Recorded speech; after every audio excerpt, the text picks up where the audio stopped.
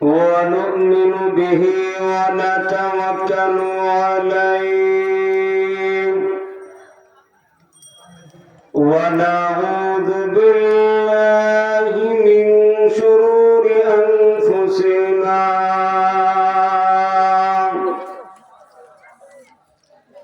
ومن سيئات أعمالنا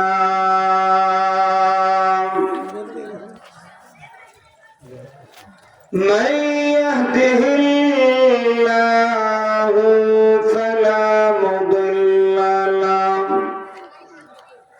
ومن يضلله فلا هادي له ونشهد أن لا إله إلا الله وحده لا شريك له ونشهد أن سيدنا وسندنا وحبيبنا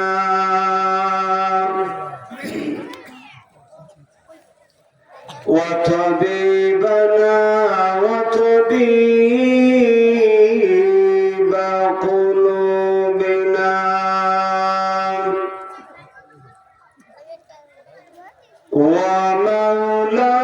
ومولانا محمدا عبده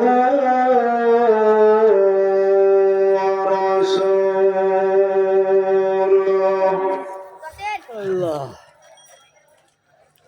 أرسل إلى الناس كافة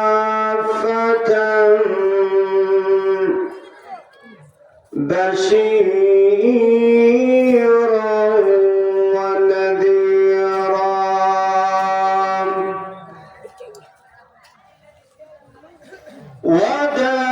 وداعيا إلى الله بإذنه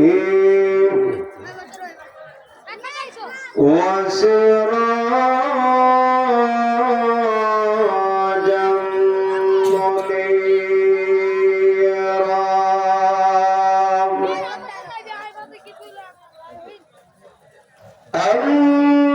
أما بعد فقد قال الله تعالى في كلامه المجيد وفي فرقان الحميد أعوذ بالله من الشيطان الرجيم بسم الله الرحمن الرحيم اتل ما أوحي إليك من الكتاب وأقم الصلاة إن الصلاة تنهى عن الفحشاء والمنكر ولذكر الله أكبر والله يعلم ما تصفون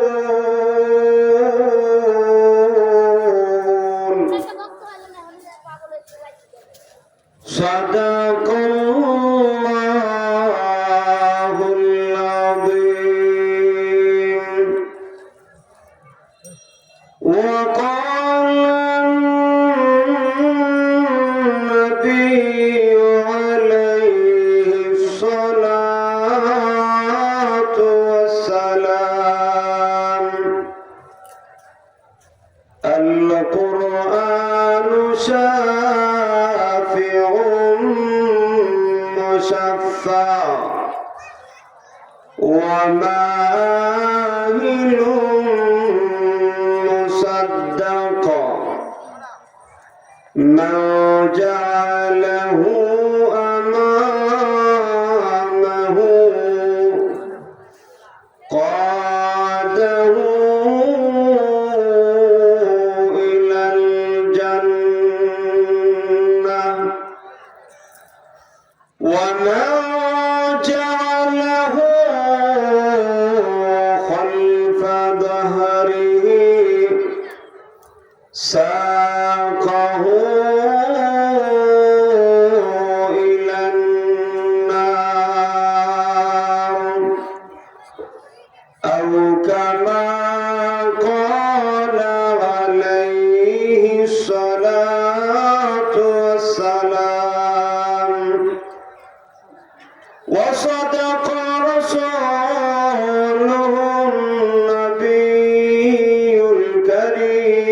الكريم ونحن على ذلك من الشاهدين والشاكرين والحمد لله رب العالمين صلى الله على سيدنا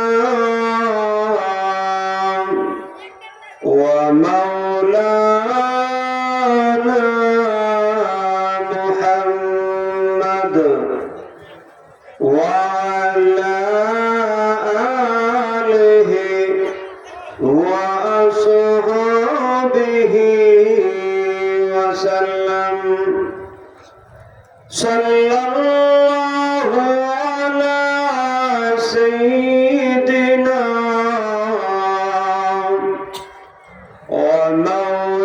ومولانا محمد وعلى آله وأصحابه وسلم بلغ العلا بكماله كشف الدجى بجماله حسنت جميع خصاله صلوا عليه وآله إلهي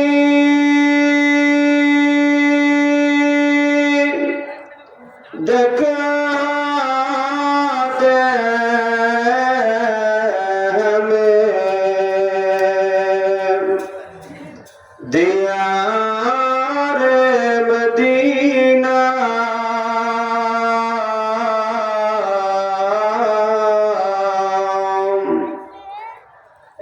इलाही बना दे हमें गुबार मदीना बलगल गुलाम بكماله كشف الدجى بجماله حسنت جميع خصاله صلوا عليه وآله لا إله إلا الله জোরে জোরে আওয়াজ বাড়ায় লা ইলাহা ইল্লাল্লাহ সবাই মিলে একসাথে লা ইলাহা ইল্লাল্লাহ লা ইলাহা ইল্লাল্লাহ লা ইলাহা ইল্লাল্লাহ সুবহানাল্লাহ ওয়ালহামদুলিল্লাহ লা ইলাহা ইল্লাল্লাহ লা ইলাহা ইল্লাল্লাহ লা ইলাহা ইল্লাল্লাহ সুবহানাল্লাহ ওয়ালহামদুলিল্লাহ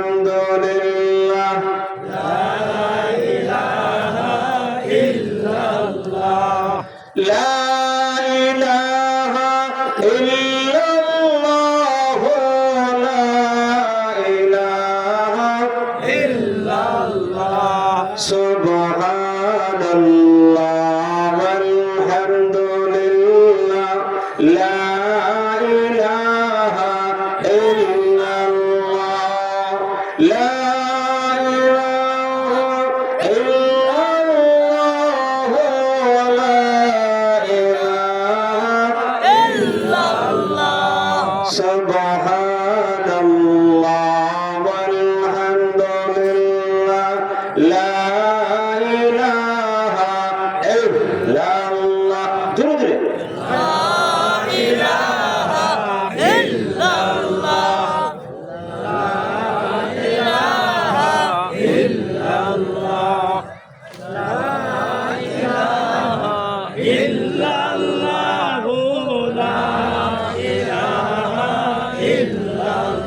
لا إله إلا الله محمد رسول الله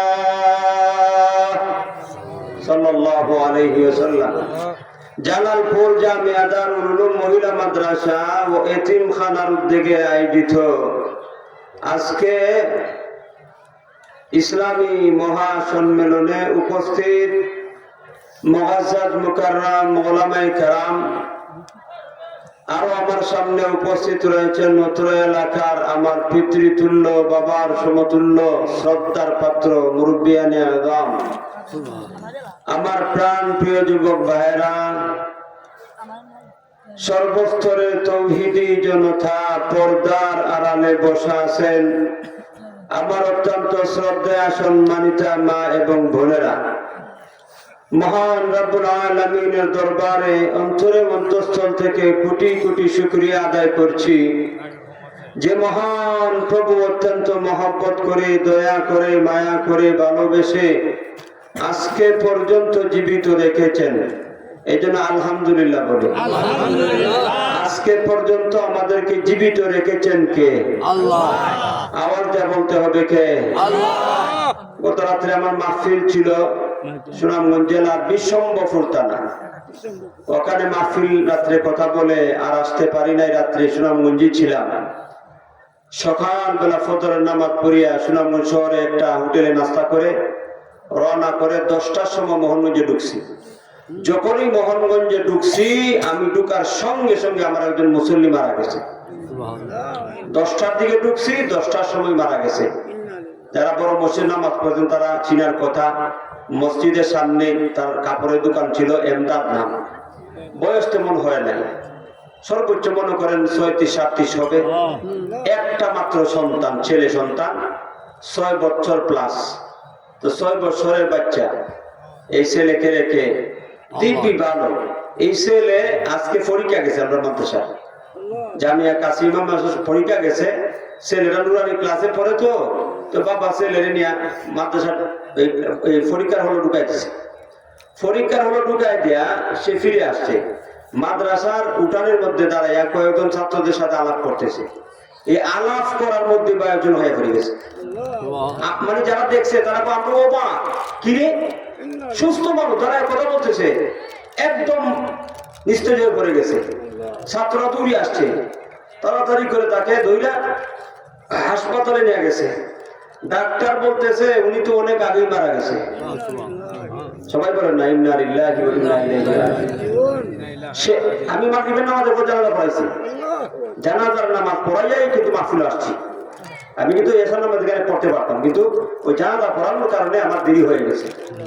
না ওরা আজও আমার বলছিল যে হুজুর এসার নামাজটা পড়বেন কেন। অনেক মানুষ হয়েছে, অনেক মানুষ তার জানাজায় হয়েছে। তো দেখেন আমি জানাজার মধ্যে আমি কিছু কথা বলছি।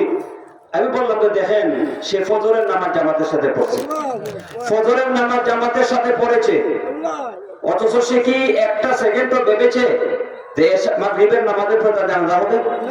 কি রে ভাই, সে কি একটা মুহূর্ত ভাবছে যে ফজরের নামাজ জামাতের সাথে পড়ছে বড় মসজিদে আর মাগরিবের নামাজের পরে তার জানাজা হয়ে যাবে? ভাবছে?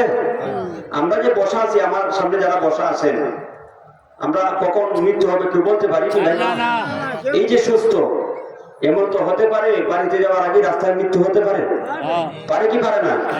আর যারা বাড়ির মধ্যে পৌঁছা রয়েছে উনাদেরকে আমি বলতেছি, আপনারা তো মাশাআল্লাহ আলহামদুলিল্লাহ আল্লাহ তাআলা দয়া করে মহব্বত করে আইনা বসাইছেন।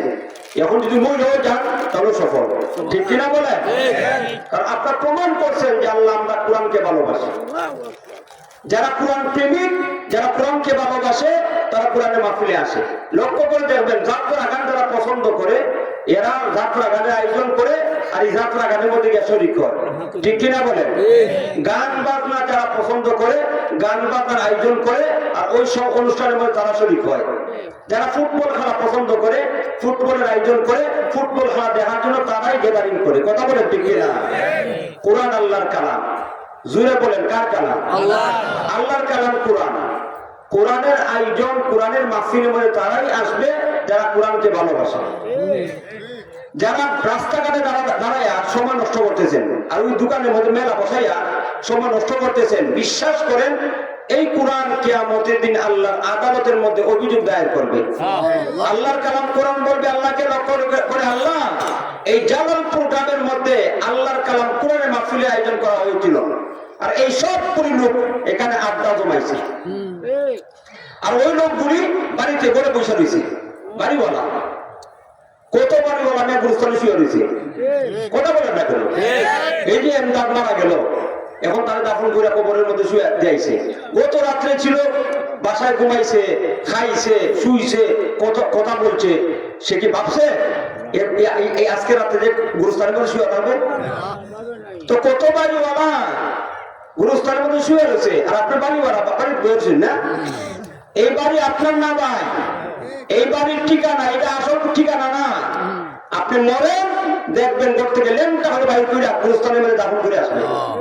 কথা বলেন না কেন? এই বাড়ির মালিক আপনি না। জিগা কেউ বাড়িওয়ালা বাড়িতে আসেননি, বাড়ি দুনিয়াতেই নাই। বাড়িওয়ালা দুনিয়া বাড়ির তার কত দূরের কথা, দুনিয়াতেই নাই। চোখের পলকেই মানুষের মৃত্যু হয়ে যায়, ঠিক কিনা বলে? চোখেরই পলকে তুমি হতে পারো লাশ, ঠিক নি? চোখেরই পলকে তুমি হতে পারো লাশ, চিরতরে বন্ধ হবে তোমার নিঃশ্বাস, ঠিক নি?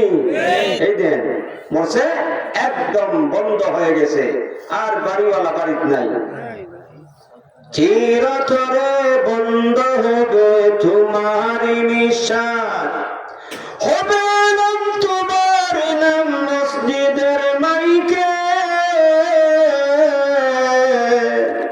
ঠিক নেই?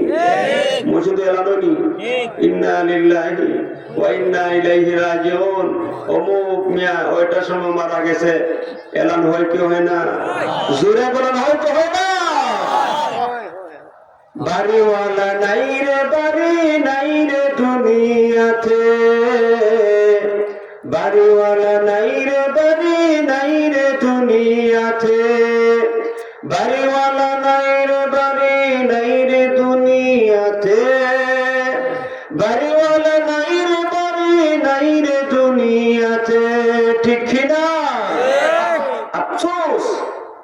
সময় বুঝে আসবে, কিন্তু ওই সময় বড় দেরি হয়ে যাবে, বুঝে আর কোনো লাভ হবে না।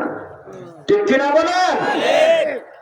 এই জন্য এখনো যারা করে বসে আছেন, বাড়িতে বসে আছেন, তাদেরকে আমি লক্ষ্য করে বলছি, যদি কোরআনের অভিযোগ থেকে মুক্তি পেতে চান, বাঁচতে চান, ঘর থেকে তাড়াতাড়ি বের হয়ে মাহফিলে চলে আসেন। আর মা বোনদেরকে বলছি, একটা পুরুষ লোকও ঘরে থাকতে দিবেন না, সব ফিরে বাইর করে দেন। কথা বলেন, আপনারা সমর্থন করেন? আমার সামনে যারা আছেন আপনারা সমর্থন করেননি? এই দেখেন, আমি মাহফিলে সবাইকে না বলতেছি, আমার মা বোনদেরকে লক্ষ্য করিয়া, একটা পুরুষ লোকরে বাড়িতে ঘরে পয়সা থাকতে দিবেন না, করতে বাইর করে দেন। আর দরজা লাগাই দিবেন, দোয়ার আগে বড় ঢুকতে দিবেন না। আপনারা একমত নেই? ও ভাই, আপনারা একমত নেই? এখন আপনারা একমত হইয়া দিয়ে পরে আপনারা আগে উঠে, এই জন্য আপনাদেরকে বলছি, সাবধান, দোয়ার আগে উঠা উঠি নাই। আমি এমন একটা বক্তা, আমি যখন বক্তব্য দিব তখন আসা যায়, বসা যায়, উঠা যায় না। ক্লিয়ার? আসা যায়, এই দাদারা এরা বলতে বাপরে বাপ, তার আগে বুঝে নিছি তার বইটা বই না। এই যে তারা চিন্তা করে কবুতর দিয়ে ওয়ান করছে, আসা যায়, বসা যায়, উঠা যায় না, তাই দেয়টা বই না। আরে ভাই, আয় আয়, তোমার আমরা জান্নাতে যাইতে চাই, ঠিক কিনা ভাই? আপনারা কি একা একা জান্নাতে যাইতে চান না? সবাইকে নিয়ে আমরা চাই। যারা করে বসা আছেন, রাস্তাঘাটে দাঁড়ায় আছেন, দোকানপাটে ভিড় করিয়া সময় নষ্ট করতেছেন, আমরা সবাই মিলে আল্লাহর কালাম কোরআনের মাহফিলকে সফল করিয়া আল্লাহর কাছ থেকে জীবনে গুনাহ মাফ করাইয়া দলবদ্ধ হয়ে আল্লাহর তৈরি জান্নাতের মেহমান হতে চাই, ঠিক কিনা? আল্লাহ দয়া করে আমাদেরকে জীবিত রেখেছেন, বলি আলহামদুলিল্লাহ।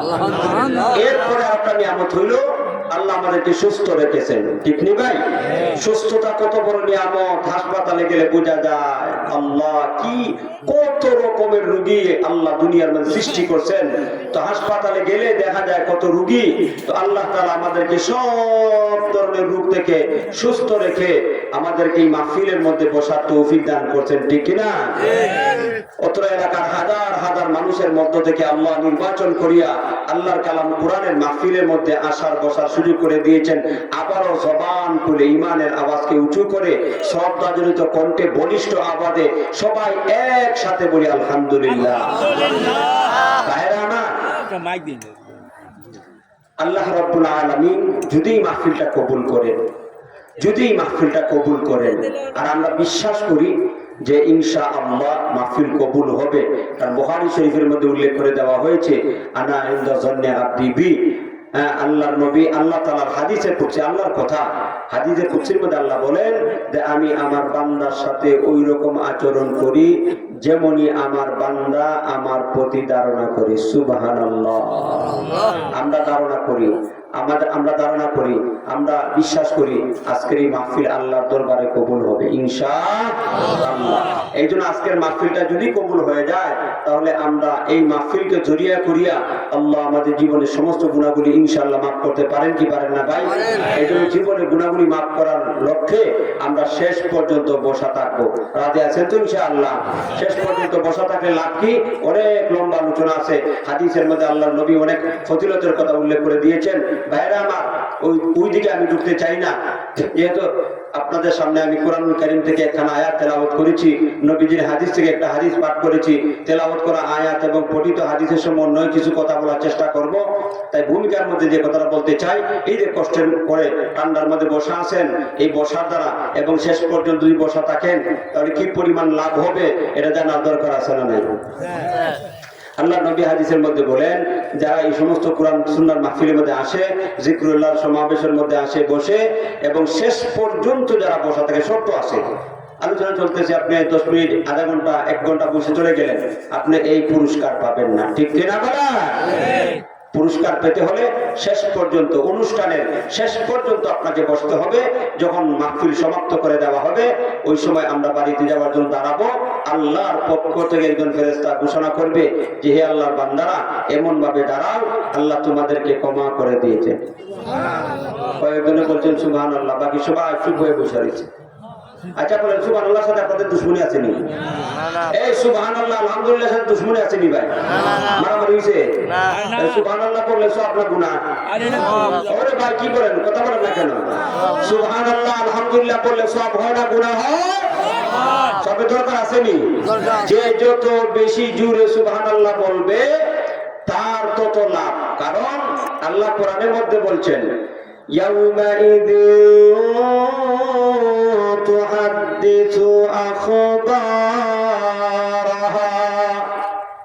প্রত্যেকটা মানুষের যখন আল্লাহর আদালতে আসামির কাঠ করে দাঁড় করানো হবে তখন তার পক্ষে বিপক্ষে সাক্ষী হবে। বান্দা দুনিয়াতে যত গুনাহ করছে গুনার ব্যাপারে আল্লাহর সৃষ্টিকুল সাক্ষী দিবে, আর যারা নেক আমল করেছে ওই নেকির ব্যাপারেও আল্লাহর বান্দার পক্ষে সাক্ষী দিবে। সুবহানাল্লাহ। আপনি সুবহানাল্লাহ বললেন, আল্লাহ সৃষ্টিকুলের মধ্যে যত প্রাণীকুল যত সৃষ্টিকুল শুনবে এই সব কিছু আল্লাহর আদালতের মধ্যে যখন আপনাকে আসামির কাঠ করে দাঁড় করানো হবে এই সবগুলি সৃষ্টিকুল আপনার পক্ষে সাক্ষী দিবে। সুবহানাল্লাহ। আল্লাহ নবী বলেন, শেষ পর্যন্ত যারা বসা থাকে মুনাজাত করিয়া বাড়িতে যাওয়ার জন্য যখন দাঁড়াবে ওই সময় আল্লাহর পক্ষ থেকে একজন ফেরেশতা ঘোষণা করবে যে হে আল্লাহর বান্দারা এমন ভাবে দাঁড়াও আল্লাহ তোমাদেরকে ক্ষমা করে দিয়েছেন। সুবহানাল্লাহ। নাদা মুনাদিন মিনাস সামা আন কুমু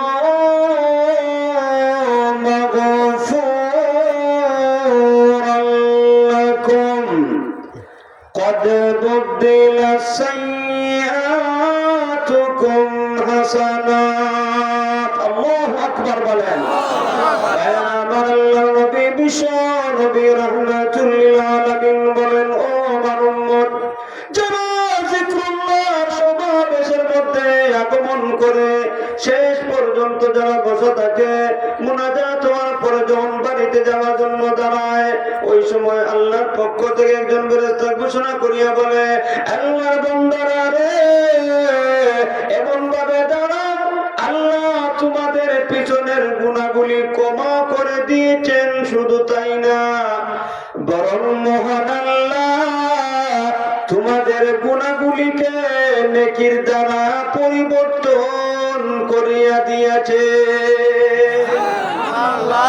গুনাহ মাপ গুনাহ পরিমাণ নেকি আল্লাহর পক্ষ দিয়ে দেওয়া হয়। বিশ্বাস করেননি?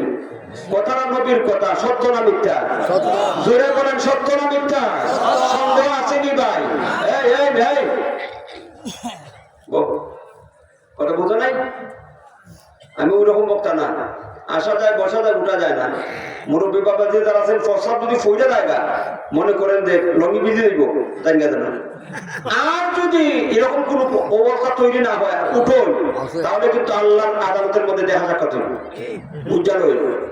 আমি পরিষ্কার, কারণ মাহফিল আমার দরকার নাই, পদরাত্রি মাহফিল করি, কিন্তু একটা দুইটা মাহফিল করলে যাতে মাহফিলের নিয়ম পদ্ধতিতে হয়। কথা বলেন ঠিক কিনা? সুতা কাদের সুতা একজনই যথেষ্ট, ঠিক না? আখামা হাজার হাজার চেয়ে কাদের সুতা কয়েকজনই যথেষ্ট। আল্লাহ বুঝার তৌফিক দান করেন। কষ্ট পাইছেন? আল্লাহ ভাইয়ের আমার, আল্লাহর নবী বলেছেন, নবীর কথা সত্য না মিথ্যা? অনেকেই ভাবতে পারে হুজুর আমরা ফার্ম দিতেছে রে, দেখ ফার্ম দিয়ে আমরা মাহফিল নিয়ে বসাইবার চাইতেছে। আমি বিশ্বাস করি আপনাদেরকে ফার্ম দিছি না। এটা আমি ফার্ম দিছি না রে ভাই। দোকানে বৈশাখের সময় খাটাইতেছস, এই দোকানে বৈশাখের সময় খাটবো, মাহফিল এসে বসলেও খাটবে। যারা ঘরে বৈশাখ শুনতেছ ঘরে বৈশাখ রইছো আর সিদ্ধান্ত নিছো যা বয়ান করো হুজুরে যাই বলুক না কেন গোড় ছাড়তাম না, এমন লোক আছে না? আল্লাহ শয়তান এমন ভাবে গাঢ় ছোঁয়া রয়েছে, শয়তান অন্তরের মধ্যে অসবতা যা কয় সাবধান গোড় তো কয় মানুষ না, যা করবার পরে ভিতরে কর। তাদেরকে তারাও ভাবতে পারে যে বোধহয় আমার ফার্ম দেয়া ঘর থেকে বাইক করে মাফরুল নিবার চাইতেছে। বিশ্বাস করেন ভাই, আমি ফার্ম দিছি না, আল্লাহর নবীর কথা। কেউ যদি নবীর কথার উপরে বিশ্বাস করিয়া আর এই মাহফিলের মধ্যে আসে বসে, আশা করি আল্লাহর দরবারে যদি এই মাহফিল কবুল হয়, আখেরি মোনাজাত কবুল হয়, আল্লাহ সগীরা কবিরা সব গুনাহগুলি ক্ষমা করিয়া দিবেন। কারণ আমাদের গুনার একটা সীমা আছে, আল্লাহর দয়া মায়ার কোন সীমা।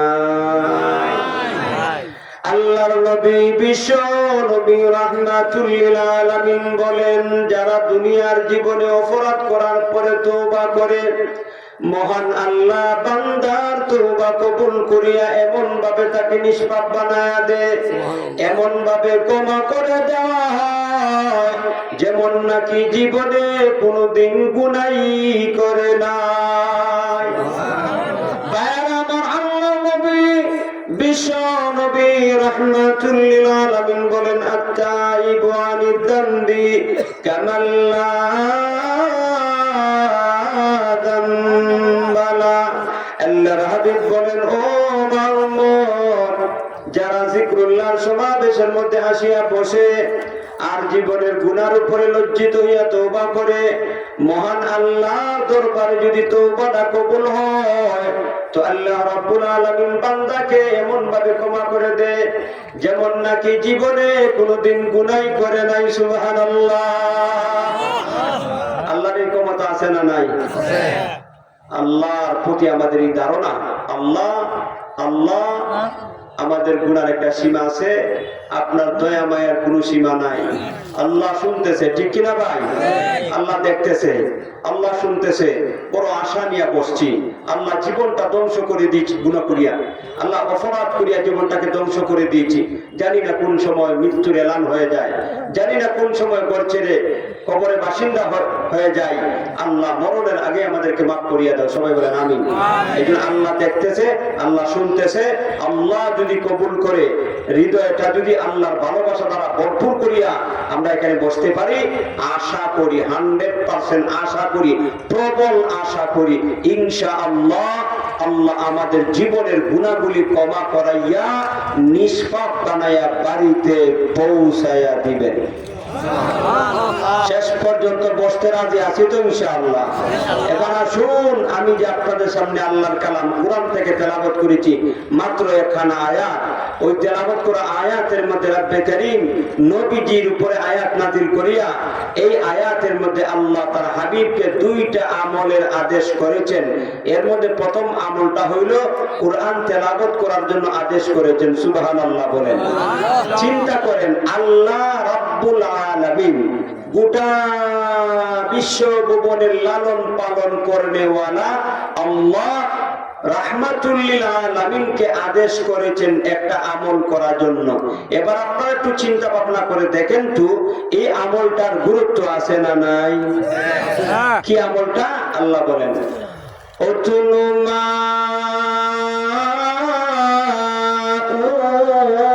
উহিয়া ইলাইকা মিনাল কিতাব। আল্লাহু আকবার বলেন।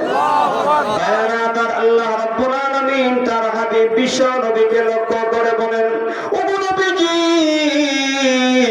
আমি আল্লাহ আপনার উপরে যে কোরআন নাযিল করেছি ওই কোরআন তেলাওয়াত করেন।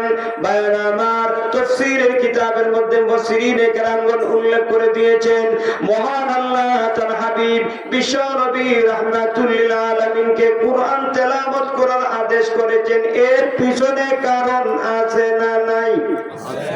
জোরে বলেন। এই তো আলোচনা, আল্লাহ তার হাবিবকে কেন আদেশ করলেন? আরো কত আমল আছে না? অন্য কোন আমলের কথা বলেন নাই, কোরআন তেলাওয়াতের কথা বললেন কেন? মুফাসসিরিনে কেরামগণ অনেকগুলি তাওজীহাত উল্লেখ করেছেন, অনেকগুলি উত্তর দিয়েছেন।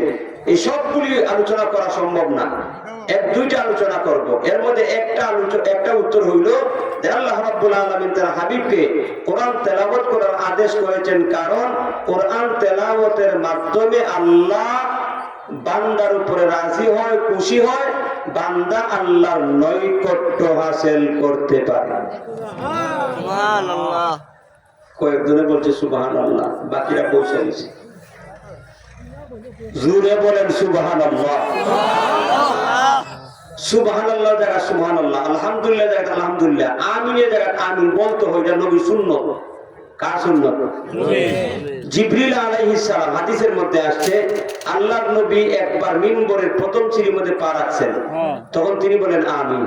দ্বিতীয় সিঁড়ির মধ্যে পা রাখছেন, বলছেন আমিন। তৃতীয় সিঁড়িতে পা রাখছেন, বলছেন আমিন। তো এই হাদিসের ব্যাখ্যায় উল্লেখ করে দেওয়া হয়েছে নবীর সাহাবীরা যখন নবীজি মিম্বর থেকে নামছেন জিজ্ঞেস করলেন, ইয়া রাসূলুল্লাহ, এই সিঁড়ির মধ্যে পা রেখে আমিন আমিন বললেন কেন? তো নবীজি বললেন, আমাকে জিবরিল আলাইহিস সালাম বলেছেন আমিন বলার জন্য, এই জন্য আমি আমিন বলছি। সুবহানাল্লাহ বলেন। প্রথম সিঁড়ির মধ্যে যখন পা রাখছি তখন আল্লাহর জিবরিল আমার কানে কানে বলল, ওগো নবীজি, ওগো আল্লাহর হাবিব, যে ব্যক্তি রমজান মাস পাইল তার জীবনে গুনাহ মাফ করাইতে পারলো না, সে ধ্বংস। আপনি বলেন আমিন। নবীজি বললেন আমিন। এজন্য আমিন বলা, সুবহানাল্লাহ, আলহামদুলিল্লাহ নবীর সুন্নাত। কেউ যদি না বলে তাহলে সুন্নাত তরকের গুনাহ হবে। জোরে বলেন ঠিক কিনা? এজন্য জোরে বললে সমস্যা আছে নি আপনাদের? বলতে রাজি আছেন তো ইনশাআল্লাহ? এবার আসুন যে আল্লাহ রাব্বুল আলামিন তার হাবিবকে কোরআন তেলাওয়াত করার নির্দেশ করেছেন। এর পিছনে কারণ আছে না? অনেকগুলি কারণ আছে। এর মধ্যে একটা কারণ আপনাদের সামনে আলোচনা করেছি। সেই কারণটা হলো যে কোরআন তেলাওয়াতের মাধ্যমে বান্দা আল্লাহর কাছে প্রিয় হয় আর বান্দা আল্লাহর নৈকট্য হাসিল করতে পারে। সুবহানাল্লাহ। জোরে বলেন না সুবহানাল্লাহ। ভাইরা আমার, এই জন্য মহান রব্বুল আলামিন তার হাবিবের উপর আয়াত নাযিল করিয়া জানায়া দিলেন, ওগো নবীজি, আমি আপনার উপর যে কোরআন নাযিল করেছি তেলাওয়াত করেন। ওই তেলাওয়াতের মাধ্যমে আপনি কোরআন তেলাওয়াত করার মাধ্যমে কোরআনের ব্যাপারে জানতে পারবেন। আমি আল্লাহ কোরআনের মধ্যে যে আহকামাত নাযিল করেছি জানতে পারবেন।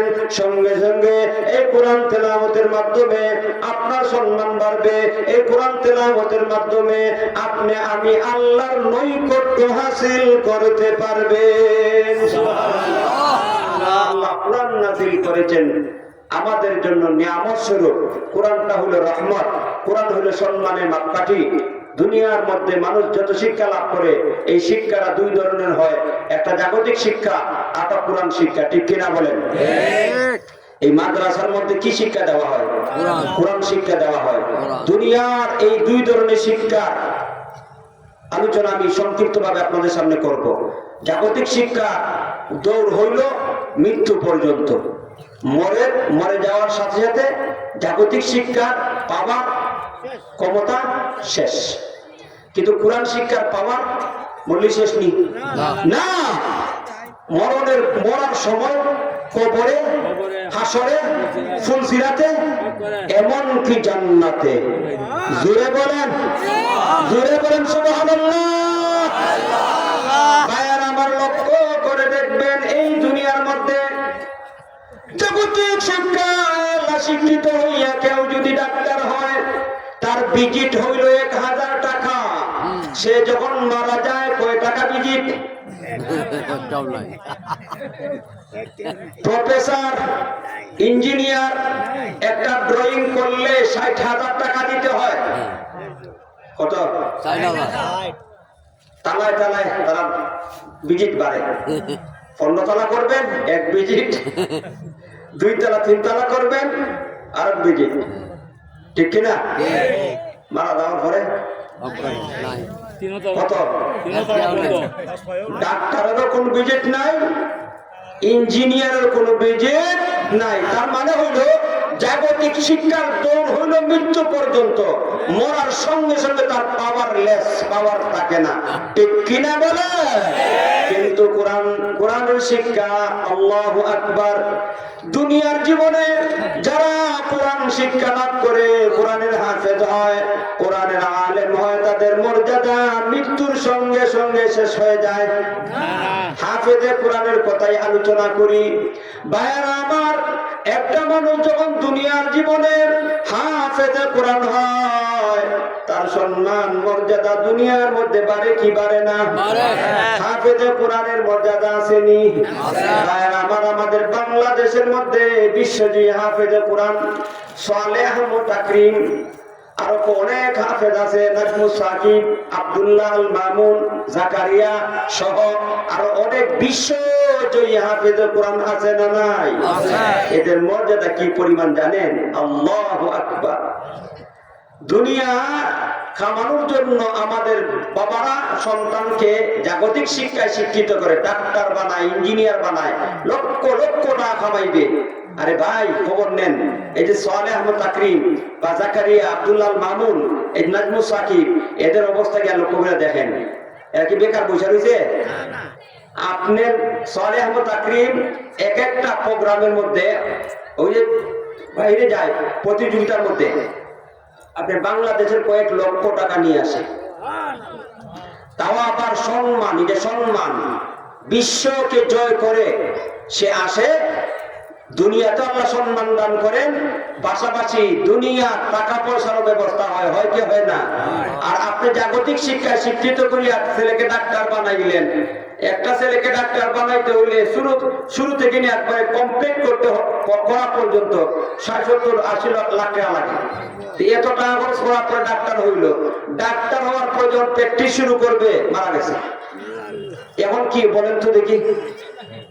আমও গেছে, সালাও গেছে। আমাদের গ্রাম্য ভাষায় একটা কথা বলে, ঠিক না? আমও গেছে, সালাও গেছে।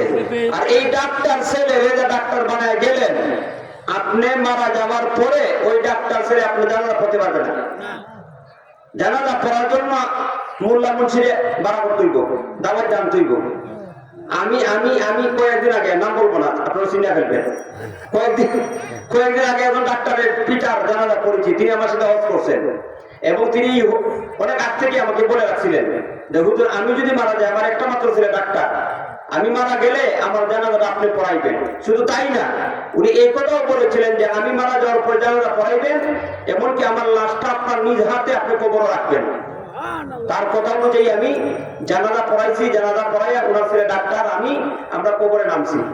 কবরে নাইমিয়া আপনার লাশটা রাখছি, লাশটা নিজ হাতে রাখছি কবরের মধ্যে। ডাক্তার ছেলে বললাম আপনি উঠে যান, আপনার কিছু নাই, যা করা আমি করবো না। তো পায়ের দিকে বান ছিল, বুকের মধ্যে বান ছিল, মাথার উপর যে লিপ্টু ছিল, এগুলো সব খুললাম, খুলে পুরা বডিরে কেবলামুখী করলাম, চেহারাটাকে কেবলামুখী করে দিয়া। আর এইভাবে লাশটাকে ধরে আল্লাহকে বললাম মনে মনে, আল্লাহ এই লোকটা আমায় ভালোবাসতো, আপনার হাওড়া করে দিয়ে গেলাম। সুবহানাল্লাহ বলে। লোকটা আমাকে বলে কিছু দিয়েছিল যে হুজুর, যদি আমি আগে মারা যাই, আমার লাশটাকে আপনার হাত দ্বারা কবরের মধ্যে রাখবেন। তো যেহেতু সে আশা, বড় আশা ছিল, তার আশা অনুপাতে আল্লাহ তার আশা পুরা করছে। আমি কবরের লাশটা রাইখা আল্লাহ আসমানের দিকে তাকায় বললাম যে আল্লাহ, লোকটা বড় ভালোবাসতো, আমি দুনিয়াতে কোনো কিছু দিতে পারি নাই, শুধুমাত্র আপনার হাওলা করে গেলাম, আপনার তাকে মাফ করে দিয়ে। আর বিশ্বাস, প্রবল বিশ্বাস, আল্লাহ তাকে মাফ করে দিয়েছে। আর তারপর আশা ছিল শুক্রবারে মারা যাবে, আর আল্লাহ তাকে শুক্রবারে মৃত্যুদান করছে। বাইরা না তো ডাক্তার বানাইছে, জানাজা পড়তে পারে না, কিন্তু হাফেজ বানাইলে জানাজা পড়তে পারবে কি পারবে না? আলেম বানাইলে জানাজা পড়তে পারবে কি পারবে না? একটা কথা স্মরণ রাখবেন, সন্তান যখন হাফেজ আলেম হবে, ওই সন্তান যখন বাবার লাশের সামনে দাঁড়াইয়া জানাজার নামাজের জন্য আল্লাহু আকবার তাকবীর বলবে, তার হৃদয়টা যেমন কম্পন করবে, কাঁদবে, বাইতুল্লাহর ইমামের এতটুকু কাঁদবে না। জোরে বলেন ঠিক কিনা? সে তো আমার বাবা, আমি আমার কথাই বলি, আমার বাবা 2023 সালে মারা গেছে, 13 সালে মারা গেছে, আমার নিজ হাতে আমার কুলে মারা গেছে। এই ঘটনাগুলি বলতেছি আপনাদেরকে আকৃষ্ট করার জন্য, আপনারা যাতে অনুপ্রাণিত হন। সন্তানকে হাফেজ আলেম বানাইলে কি লাভ? আমি আমার বাস্তব প্রমাণ বলতেছি। আমার বাবা অনেক আদর করতো, আমাকে ভালোবাসতো, আমরা 4 ভাই, এর মধ্যে সবচেয়ে বেশি ভালোবাসতো আমাকে।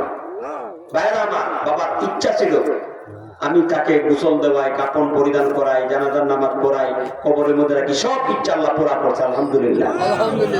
আমি যখন আমার আব্বা অসুস্থ, আমি দেখলাম যে একবারে শেষ মুহূর্তে, কারণ সাকরাতুল মউত শুরু হইলে কিন্তু বোঝা যায়, তো আমার খুলে নিলাম, কামতেছে, গাম মুচ্ছা দিতেছি আর সূরা ইয়াসিন পড়তেছি। সূরা ইয়াসিন 2 বার পরে 3য়বার কমপ্লিট করি নাই, অর্ধাবধি পড়ার সঙ্গে সঙ্গে আমার কুলি আমার বাবা মারা গেছে। এরপরে গোসল নিজ হাতে দিয়েছি, কোনো বারাটিয়া লোক নাই, আমি নিজ হাতে দিয়েছি। কাপন পরিধান করাইছি আমি, আল্লাহ করাইছেন আমাদের দ্বারা। জানাজার নামাজের আগে আমি এলাকাবাসীদের সম্বোধন করে কথা বলেছি, যেটা আমার বাবার দরবারই ছিল। আর দরবার করতে গেলে এক পক্ষ খুশি হয় আর এক পক্ষ নারাজ হয়, কথা বলেন ঠিক কিনা? আমি তখন এলাকাবাসীদেরকে সম্বোধন করে বলেছিলাম যে আমার বাবাকে আমি অনেকবার নিষেধ করেছি, বাবা এই কাজটা করিও না। আর সঠিক বিচার করলেও একদল পক্ষে আর একদল বিরুদ্ধে চলে যায়। আব্বা বলছে যে আমি তো যাই না, আমাকে বাড়ি থেকে এসে নিয়ে যায়। যাক, এই জন্য এলাকাবাসীদেরকে সম্বোধন করে বললাম, প্রিয় এলাকাবাসী, আমার বাবা আজকে কথা বলতে পারবেন না। আপনারা নিজেরাই দেখতেছেন আমার বাবার অবস্থা। এখন তার জবান আছে কিন্তু কথা চলবে না। এখন তার সন্তান হিসেবে আমি আপনাদেরকে অনুরোধ করে বলবো, আমার বাবা চলাফেরা করতে, উঠা বসাতে, কথাবার্তা যদি কোনো কষ্ট পায় থাকেন, আল্লাহকে বাঁচতে তার সন্তান হিসাবে আমি আপনাদের পায়ে হাত রেখে মাপ চাইতেছি। আমার বাবাকে আপনারা মাপ করে দিবেন। অনেকেই আমার কথা শ্রবণ করার পরে খাচ্ছে, এই জানালার মধ্যে কাঁদছি, আমি নিজেও কেঁদেছি। এরপরে আমি নিজে কবরের মধ্যে নিয়ে রাখছি। কবরের মধ্যে রাখার পরে দাফন করলাম। দাফন করার পরে সবাই চলে আসছে, আমি আসিনি, কারণ তিনি তো আমার বাবা। আমি কবরের কাছে বৈশা সূরা ইয়াসিন তেলাওয়াত করলাম, উচ্চ আওয়াজে তেলাওয়াত করলাম। ভাইয়েরা আমার, সন্ধ্যা ঘনিয়ে আসছে, মাগরিবের আজান হয়ে গেছে। আমার বড় ভাই যারা আছেন ওরা ডাকতেছে যে আসো, আজান হয়ে গেছে, নামাজ পড়বো। তো আমি বললাম যে যাও, আমি আসতেছি। ভাই আমার বিশ্বাস করবেন না, কারণ নবীজি হাদিসের মধ্যে বলছেন যে লোকটাকে দাফন করার পরে তোমরা একটু সময় তার জন্য দোয়া করো, কারণ ওই সময় তাকে প্রশ্ন করা হবে। তাকে প্রশ্ন করা হবে, 3টা প্রশ্ন করা হবে। এই মর্মে দোয়া করো যাতে আল্লাহ তাকে এই প্রশ্নগুলির সঠিক জবাব দেওয়ার তৌফিক দান করে। আচ্ছা বলেন, আমার বাবা আমাকে আলেম বানায় টকছে না দিচ্ছে? জোরে বলেন, জোরে বলেন। এখন সন্তানকে আলেম বানানোর দরকার আছে না নাই? এই সমস্ত মাদ্রাসাগুলি, এর মধ্যে মহিলা মাসে যেত, মহিলা মেয়েরা দিন শিখবে, কোরআন শিখবে। আচ্ছা, মেয়েদেরকে কোরআন শিখাইয়া আলেম হাফেজা বানাইলে লাভ আছে না নাই? ভাইয়ের আমার, এই সমস্ত মাদ্রাসাগুলির মধ্যে কোরআন শিক্ষা দেওয়া হয়। আমি বলছিলাম শিক্ষা 2 প্রকার দুনিয়ার মধ্যে, জাগতিক শিক্ষা, কোরআন শিক্ষা। জাগতিক শিক্ষার দৌড় মৃত্যু পর্যন্ত, আর কোরআন শিক্ষার দৌড় জান্নাত পর্যন্ত, ঠিক কিনা বলে? কারণ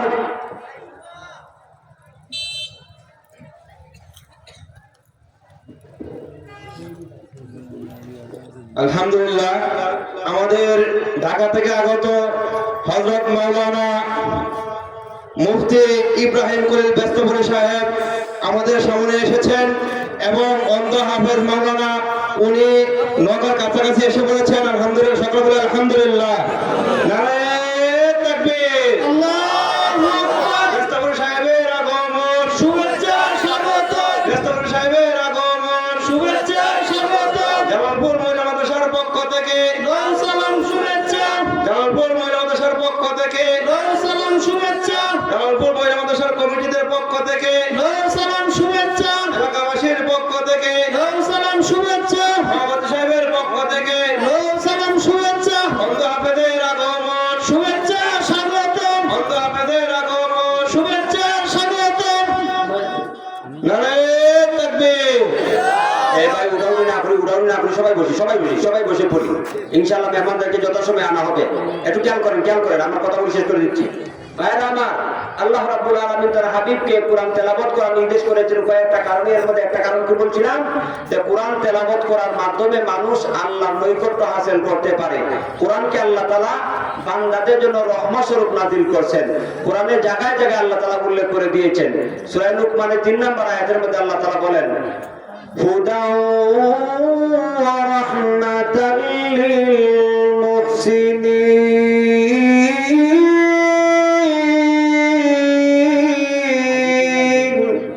আল্লাহ রাব্বুল আলামিন বলেন, কোরআন, ও দুনিয়ার মানুষ, আমি আল্লাহ কোরআনটাকে নাযিল করেছি।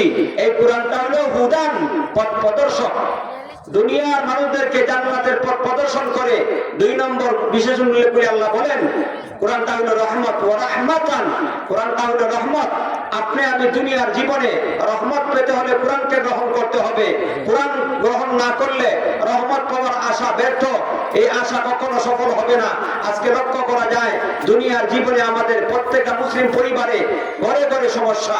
কত সমস্যা নিয়ে আমাদের কাছে যায়, হুজুর এই সমস্যা ওই সমস্যা। এগুলার একটা জবাব আমি দেই যে এই সমস্যাগুলির কারণ হইলো যে আজকে আমরা আল্লাহর কালাম কোরআনকে ছেড়ে দিয়েছি। ভাইরা আমার, আল্লাহর কালাম যে কোরআনটা হলো রহমত, এই রহমতের কোরআনকে ছেড়ে দেওয়ার কারণে আজকে লক্ষ্য করা যায় মুসলমানদের ঘরে ঘরে অশান্তির আগুন দাউ দাউ করে জ্বলছে। কথা বলেন ঠিক কিনা? কোরআনকে গ্রহণ করতে হবে। আজকে মুসলমানদের ঘরে বছরকে বছর চলে যায়, তেলাওয়াত হয় না। আল্লাহ তাআলা কোরআন নাযিল করেছেন, এই কোরআনটা রহমত, তেলাওয়াত করলেও রহমত, তেলাওয়াত শুনলেও রহমত, কোরআন শিক্ষা করলেও লাভ, কোরআন শিক্ষা দিলেও লাভ। ঠিক কিনা বলেন? আর কেউ যদি কোরআনের উপরে আমল করিয়া দুনিয়াতে জীবন যাপন করে, মহান আল্লাহ তার সম্মান বাড়াইয়া আকাশ চুম্বি করিয়া দেয়। ঠিক কিনা? নবীজি হাদিসের মধ্যে বলেছেন, ইন্নাল্লাহা ইয়ারফাউ বিহাদাল কিতাবি আকওয়ামান ওয়া ইয়াদাউ বিহি আখারিন। আল্লাহু আকবার বলেন। আমার আল্লাহর নবী বিশ্ব নবী রাহমাতুল লিল আলামিন বলেন, ও আমার উম্মত, দুনিয়ার মধ্যে মহান আল্লাহ একদল মানুষের সম্মানকে বাড়া দেয় কোরআনের মাধ্যমে, আরেকদল মানুষকে আল্লাহ অপমান অপদস্থ করে। হাদিসের ব্যাখ্যায় মুহাদ্দিসিনে কেরামগণ বলেন, যারা এই দুনিয়ার জীবনে আল্লাহর কালাম কোরআনকে গ্রহণ করে, কোরআন শিখে শিখায়, এমনকি কোরআনে বর্ণিত আদর্শ গ্রহণ করিয়া চলে, মহান আল্লাহ ওই কোরআনের উসিলায় তার সম্মানকে বাড়ায়া দেয়। জোরে বলেন না সুবহানাল্লাহ। আর যারা দুনিয়ার জীবনে কোরআনকে গ্রহণ করে না, কোরআন শিক্ষাকে অহেতুক মনে করে, এমন লোক আছে না নাই? কোরআন শিক্ষাকে প্রয়োজন মনে করে না, কোরআন শিক্ষায় শিক্ষিত আলেমদেরকে বলা হয় না, আলেমদেরকে মনে করে সমাজের বোঝা, দেশের বোঝা, এদেরকে তাচ্ছিল্য করে তুচ্ছ ভাবে। ঠিক কিনা বলেন? ভাইরা আমার, যারা আল্লাহর কালাম কোরআনের বিপক্ষে অবস্থান নেয়, কোরআনের বিরোধিতা করে, মহান আল্লাহ এই কোরআনের বিরোধিতা করার কারণে তাদেরকে অপমান অপদস্থ করেন। নাউযুবিল্লাহ।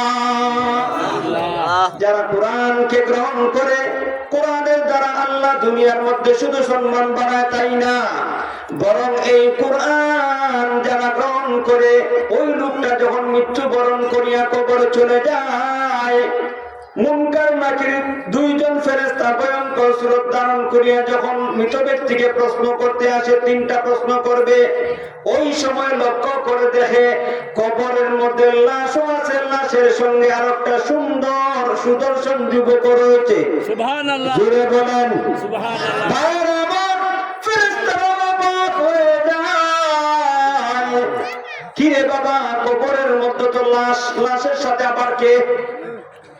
ওই সুদর্শন যুবককে লাশের কাছ থেকে দূরে সরায় দিতে চায়।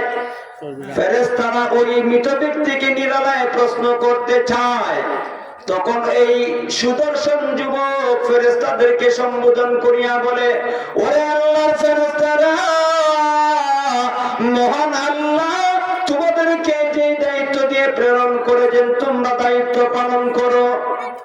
যত চেষ্টাই করো না কেন, আমাকে তার কাছ থেকে দূরে সরাইতে পারবে না। সুবহানাল্লাহ বলেন। এরপরে ওই যুবক আল্লাহর বান্দা মৃত ব্যক্তিকে লক্ষ্য করে বলে, ওরে আল্লাহর বান্দা, তুমি তো আমাকে কখনো দেখো নাই, তোমার সাথে আমার পরিচয় নাই, লক্ষ্য করে শোনো, আমি হইলাম আল্লাহর কালাম কোরআন। সুবহানাল্লাহ। জোরে জোরে সুবহানাল্লাহ। আমি হইলাম আল্লাহর কালাম কোরআন, আমাকে আল্লাহ দেহ দান করেছে, সুদর্শন যুবকের আকৃতি দেওয়া হয়েছে। ওরে আল্লাহর বান্দা, দুনিয়ার জীবনে তুমি আল্লাহর কালাম কোরআন শিক্ষা লাভ করেছিলে, কোরআনের উপর আমল করার কারণে, কোরআনে বর্ণিত বিধান মেনে জীবন যাপন করার কারণে তুমি মৃত্যুবরণ করিয়া কবরে চলে এসেছো। দুনিয়ার সমস্ত মানুষ তোমাকে রেখে চলে গেছে, কিন্তু আমি আল্লাহর কালাম কোরআনকে গ্রহণ করিয়া চলার কারণে আমি তোমাকে কখনো ছাড়বো না। ওরা তোমাকে তিনটা প্রশ্ন করে চলে যাবে, আমি তোমার সাথে থাকবো, হাসরের ময়দানে তোমার সাথে থাকবো। এমন কি মহান আল্লাহর তৈরি জান্নাতের মধ্যে প্রবেশ করা পর্যন্ত আমি আল্লাহর কালাম কোরআন তোমার সঙ্গ ত্যাগ করব না। কি বুঝলেন? কোরআন লাভ আছে না নাই? কোরআন শিক্ষার লাভ আছে না নাই ভাই? ভাইয়ের আমার খুতবার মধ্যে যে হাদিস উল্লেখ করে দিয়েছি, বিশ্বনবী রাহমাতুল লিল আলামিন বলেন, আল কুরআনু শাফিউম মুশাফফা ওয়া মাহিলুম মুসাদ্দাক।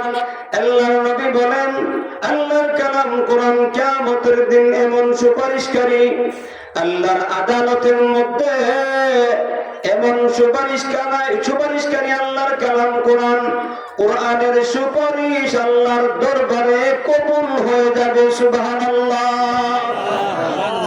ওয়া মাহিলুম মুসাদ্দাক। আল্লাহর নবী বলেন, ও আমার উম্মত, আর আল্লাহর কালাম কোরআন এমন অভিযোগকারী আল্লাহর আদালতের মধ্যে, কাল কিয়ামতের কঠিন হাসরের ময়দানে ওই কোরআন আল্লাহর আদালতের মধ্যে কিছু মানুষের বিরুদ্ধে অভিযোগ করবে।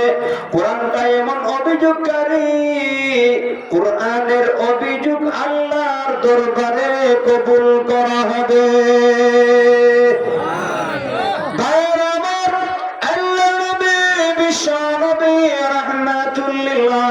বলেন, মান জাআলাহু আমামাহু কাদাহু ইলাল জান্নাহ। আল্লাহু আকবার বলেন। আল্লাহর নবী বলেন, উম্মতেরা রে, যারা এই দুনিয়ার জীবনে আল্লাহর কালাম কোরআনকে সামনে নিয়ে জীবন যাপন করেছে, ওই হাদিসের এই অংশের ব্যাখ্যায় মুহাদ্দিসিনে কেরামগণ বলেন, কোরআনকে সামনে নিয়ে চলার ব্যাখ্যা হইল কোরআন শিক্ষা, কোরআন শিখানো, নিজেও শিক্ষা লাভ করা, সন্তানদেরকে কোরআন শিক্ষা দেওয়া এবং কোরআনের বিধান মেনে জীবন যাপন করা। এর অর্থই হইল কোরআনকে সামনে নিয়ে চলা। যারা এই কোরআন মোতাবেক জীবন যাপন করিয়া মৃত্যুবরণ করবে, কাল কিয়ামতের কঠিন হাসরের ময়দানে মহান আল্লাহ কোরআনকে বলবেন, ও আমার কালাম কোরআন, দুনিয়ার জীবনে যেই সমস্ত আমার বান্দা বান্দীরা তুমি আমার কালাম কোরআনকে গ্রহণ করিয়া কোরআনের বিধান মেনে জীবন যাপন করেছে, আজকে ভয়ঙ্কর হাসরের ময়দানে তাদেরকে পথ প্রদর্শন করিয়া আমার তৈরি জান্নাতে পৌঁছায়া দাও। মান জাআলাহু আমামাহু কাদাহু ইলাল জান্নাহ।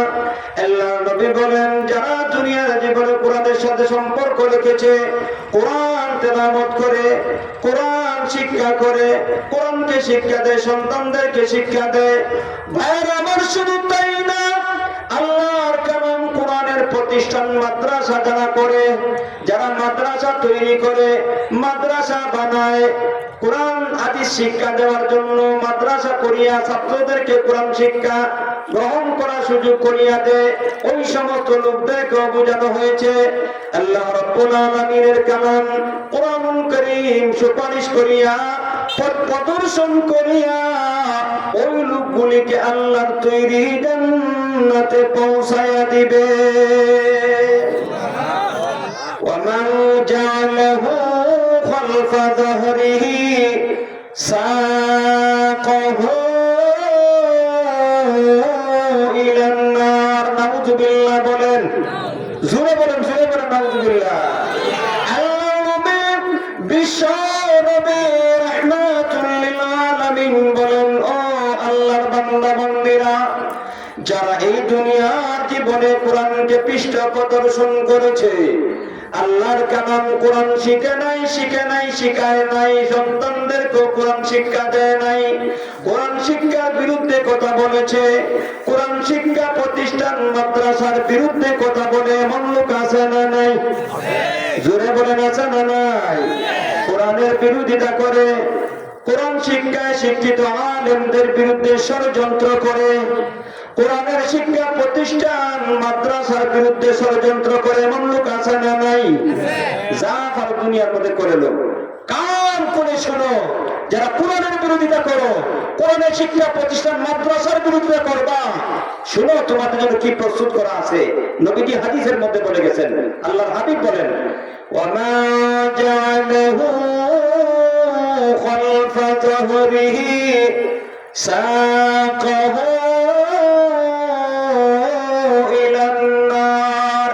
আল্লাহর নবী বিশ্ব নবী রাহমাতুল লিল আলামিন বলেন, ও আল্লাহর বান্দা বান্দীরা, যারা এই দুনিয়ার জীবনে আল্লাহর কালাম কোরআনের বিরোধিতা করেছে, কিয়ামতের দিন এই আল্লাহর কালাম কোরআনেই তাদেরকে ধাক্কা দিয়া আল্লাহর তৈরি জাহান্নামে নিক্ষেপ করবে। নাউযুবিল্লাহ। এই জন্য কোরআনের পক্ষে না বিরুদ্ধে? জোরে বলেন, পক্ষে না বিরুদ্ধে? আল্লাহর কালাম কোরআন শিখবো, শিখাবো, সন্তানদেরকে শিক্ষা দেব, কোরআন শিক্ষা প্রতিষ্ঠান মাদ্রাসাকে সহযোগিতা করব। রাজি আছেন নি? কোরআন শিক্ষা প্রতিষ্ঠান মাদ্রাসার সহযোগিতা করলে লাভ আছে না নাই? আল্লাহর নবী হাদিসের মধ্যে বলেন, চারটা দলের কথা উল্লেখ করেছেন কোরআনের ব্যাপারে। নবীজি বলেন, কুন আলিমান আও মুতাআল্লিমান আও মুস্তামিরান আও মুহিব্বা। এই চারটা দল থেকে যে কোনো একটা দলের মধ্যে ঢুকতে পারলেই আপনি কোরআনের সুপারিশ এর মাধ্যমে আল্লাহর তৈরি জান্নাতে প্রবেশ করতে পারবেন। সুবহানাল্লাহ।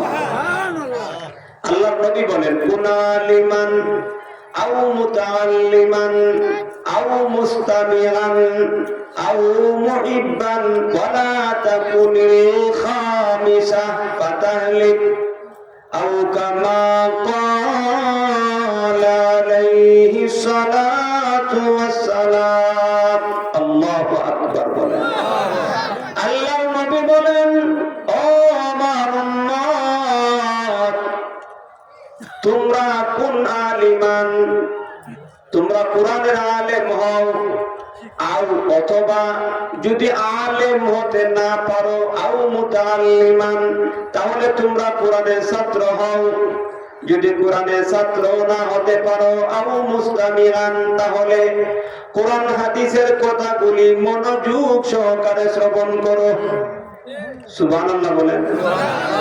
ভাইরা আমার, আল্লাহ নবী বিশ্ব নবী রাহমাতুল লিল আলামিন 3 নম্বর অপশন উল্লেখ করিয়া বলেন, উম্মতেরা রে, যদি কোরআনের আলেম হতে না পারো, ছাত্র হও।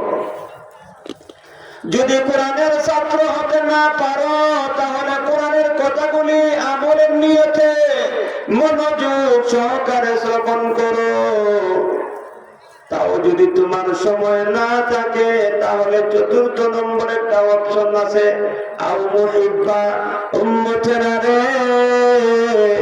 4th নম্বর একটা দলের সন্ধান দিলাম। সেই দলটা হইল, আলেম হতে পারো নাই, ছাত্র হতে পারো নাই, কোরআনের কথা আমলের নিয়তে মনোযোগ সহকারে শ্রবণ করার সময় তোমার নাই, তাহলে তুমি মনে প্রাণে আলেমদেরকে ভালোবাসো। জুড়ে বলে আল্লাহর নবী বিশ্ব নবী রাহমাতুল লিল আলামিন বলেন, ও আমার উম্মত, যদি 3টা অপশন তোমার সামনে বলে দেওয়া হইল, আলেম হতে পারো নাই, ছাত্র হতে পারো নাই, কোরআনের কথা শোনার সময় নাই, তাহলে 4th নম্বর একটা দলের সন্ধান দেওয়া হইল। ওই দলটা হইল তুমি কোরআনের আলেম, কোরআনের ছাত্র, অথবা কোরআন শিক্ষা প্রতিষ্ঠান মাদ্রাসাকে মনে প্রাণে ভালোবাসো। সুবহানাল্লাহ। আল্লাহর হাবিব বলেন, যদি মনে প্রাণে আল্লাহর কালাম কোরআনের আলেমদেরকে ভালোবাসতে পারো, কোরআনের ছাত্রদেরকে যদি মনে প্রাণে ভালোবাসতে পারো, কোরআনের শিক্ষা প্রতিষ্ঠান মাদ্রাসাকে যদি মনে প্রাণে ভালোবাসতে পারো রে উম্মত, তাহলে এই কোরআন তোমার পক্ষে সুপারিশ করিয়া, তোমার গুনাহগুলি ক্ষমা করাইয়া আল্লাহর তৈরি জান্নাতে তোমাকে পৌঁছায়া দিবে।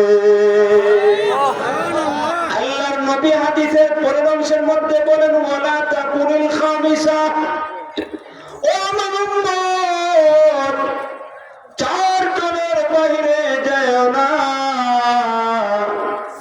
যদি 4 দলের বাইরে তুমি যাও তাহলে ফাতাহলি তুমি ধ্বংস হয়ে যাবে, এর মধ্যে কোনো সন্দেহ জোরে বলেন আল্লাহর নবীর কথা সত্য না মিথ্যা?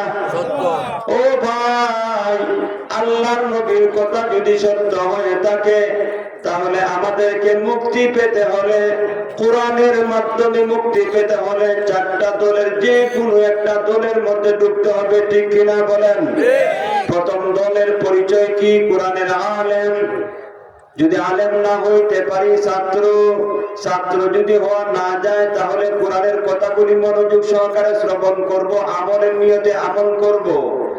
আর তাও যদি সম্ভব না হয় তাহলে আল্লাহর কালাম, কোরআনের আলেম, কোরআনের ছাত্র, কোরআন শিক্ষা প্রতিষ্ঠান মাদ্রাসাকে মনে প্রাণে ভালোবাসতে হবে, ঠিক কিনা? আলেমদেরকে ভালোবাসবেন তো ইনশাআল্লাহ? কথা বলেন ইনশাআল্লাহ। আলেম কোরআনের ছাত্র যারা আছেন, মাদ্রাসার ছাত্র, এদের মর্যাদা সম্মান আছে না নাই? লক্ষ্য করে দেখবেন, ভিভিআইপি পারসন, জাতীয় ইন্টারন্যাশনাল মেহমান আসলে, বিদেশি মেহমান দেশে আসলে সরকারি সফরে, তাকে লাল গালিচার সংবর্ধনা দেওয়া হয়, ঠিক কিনা? তাও আবার একটা নির্দিষ্ট জায়গার ভিতরে লাল গালিচার সংবর্ধনা দেওয়া হয়। কিন্তু আল্লাহর কালাম, কোরআনের ছাত্র, এদের মর্যাদা, এদের সম্মান কি পরিমাণ খেয়াল করেন। আল্লাহ নবী, বিশ্ব নবী রাহমাতুল লিল আলামিন বলেন, আমার উম্মতেরা রে, যারা কোরআন শিক্ষার ছাত্র, কোরআন শিক্ষা করে কোরআনের ছাত্র, এদের সম্মানার্থে আল্লাহ ফেরেশতাদেরকে আদেশ করেন, ও আমার নূরের তৈরি ফেরেশতারা, যেই রাস্তা দিয়া কোরআনের ছাত্র হাঁটে, তোমরা নূরের পর পিছায়া তাদেরকে সংবর্ধনা দিবা। সম্মান মর্যাদা আছে না নাই? এজন্য তাদেরকে ভালোবাসবো। এরপরে কোরআন শিক্ষা প্রতিষ্ঠান, আজকের যে মাহফিল, জামালপুর জামিয়া দারুল উলুম মহিলা মাদ্রাসা, ঠিক না ভাই? এই মাদ্রাসাটা যারা করছেন ওনাদের তো আল্লাহ তাআলা উত্তম বদলা দান করেন। এটা বুঝা, এই যে লোকটা না, এটা আমার খুব মহব্বতের, বুঝছেন? আপনারা চিনেন, কত বছর আমরা একসাথে ওয়াজ করছি, এটা আমার কোন খুব ভালো লাগে।